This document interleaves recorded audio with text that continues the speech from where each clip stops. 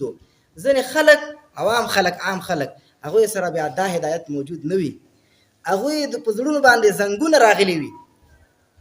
لکه رسول الله صلی الله علیه وسلم فرمایي چې ان هذه القلوب لتصدع کما تصدع الحدید.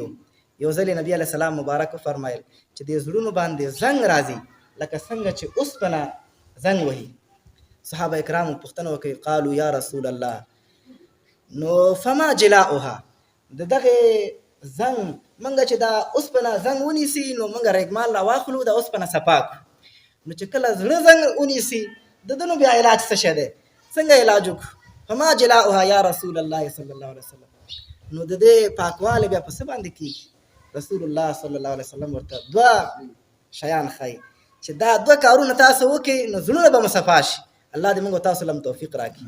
نبی علیه السلام فرمایي یو کثرت ذکر الموت، مرګ به ډېر ډېر یادوي.